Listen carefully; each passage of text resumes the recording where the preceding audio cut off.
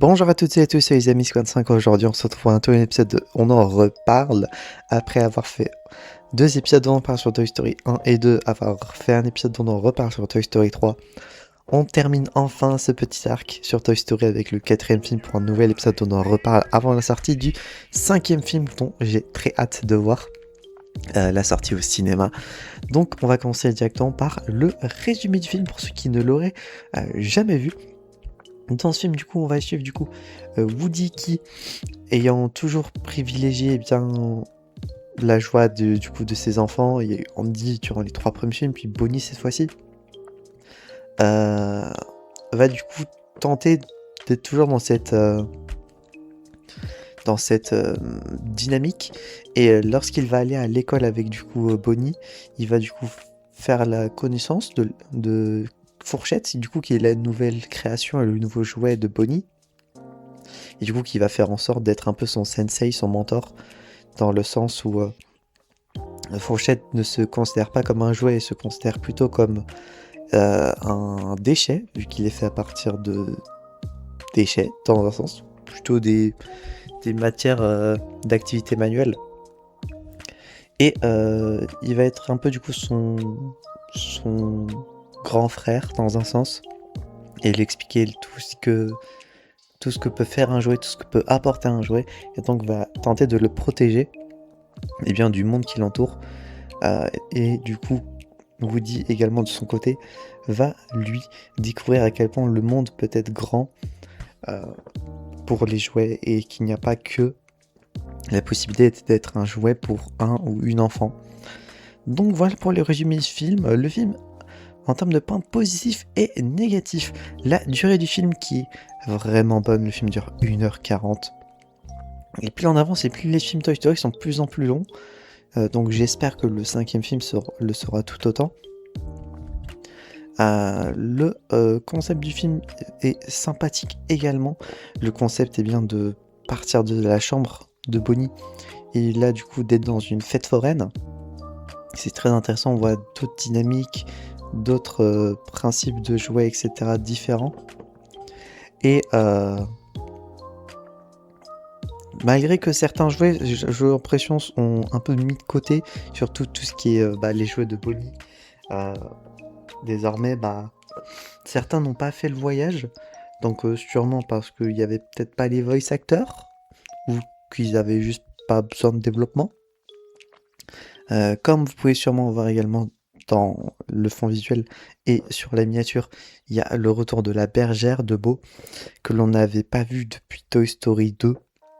Dans le 3, elle était absente parce qu'on avait appris qu'elle avait été donnée du coup à quelqu'un d'autre. Et on voit ça directement au début du film. On voit comment elle a quitté toute la bande bien des jouets d'Andy à cette époque-ci. Il y a également beaucoup de... Enfin, il y a des moments d'humour et qui sont pour certains bien marrants ou pas trop, mais au moins ça dose l'humour, etc. C'est pas... on veut pas te rajouter tout le temps de l'humour, quoi. Le personnage de Duke Kaboom est grotesque, il est marrant. Tout comme le duo de peluche lapin et poussin, qui sont bien marrants à eux deux. Je sais pas par contre qui fait leur voix, parce que j'ai l'impression de connaître leur voix. Mais c'est Jamel Debbouze et Franck Gastampide. Je me disais bien que je connaissais leur voix, mais que j'arrivais pas à les citer. Donc ouais. Concernant également tout ce qu'il y a d'autre, on peut dire également que il y a tout ce côté fête foraine, développement, l'antiquaire, et tout ce côté monde extérieur que Woody et les autres découvrent. Il y a des moments qui sont touchants. Je pense à la fin, sans spoiler, mais ça prend au cœur, dans le sens où pour ceux quand on passe de la fin de Toy Story 3 à cette fin-ci, ça marque une deuxième fin. Et ça lâche des larmes, hein. Je vous dis pas, enfin je vais pas vous mentir. Ça lâche des larmes sur certains moments. enfin surtout à la fin, où bah il se passe ce qui se passe. Et, euh, et, euh, et bah j'espère que vous verrez ça si vous l'avez pas vu le film, regardez-le franchement, il est très cool. Euh, Par rapport à Toy Story 3, je le mettrais un peu en dessous. Rien que parce que Toy Story 3, je le trouve tellement parfait en termes de fin, de sentiments, d'expériences vécues, etc. Peut-être la nostalgie qui joue, je ne sais pas. Peut-être que oui. Euh, Toy Story 4, sachant que la première fois que je l'ai vu, c'était en 2020, donc c'était il y a 6 ans. Il y a certains trucs dont je me souvenais pas par contre. Mais ouais, Woody qui, petit point négatif, on peut dire, on fait toujours des fois un peu à sa tête. Il est un peu têtu, dans le sens où il se laisse pas faire. Enfin, il se laisse pas aller. Et ça, des fois, ça peut porter problème. Et juste vers l'infini et au-delà, tout simplement. Il y a quelques scènes pendant les crédits au début, donc voilà, pour ceux qui veulent regarder jusqu'au bout. Il y a quelques scènes au début, enfin au début des crédits, pardon. Et sinon, j'ai pas grand-chose à rajouter de plus en termes de points négatifs. J'ai envie de dire peut-être Gabi Gabi qui est un antagoniste plutôt bof. En tout cas, des 4 antagonistes des 4 films, c'est clairement pas ma préférée.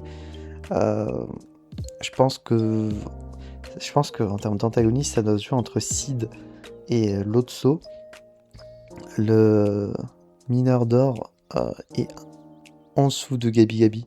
Je trouve qu'entre tous, c'est le moins bon. Et après, il y a Gabi Gabi que je trouve un peu... sa motivation est bonne, mais sans plus. C'est clairement pas mon personnage préféré non plus, donc voilà. Concernant le reste, j'ai pas grand chose à rajouter de plus.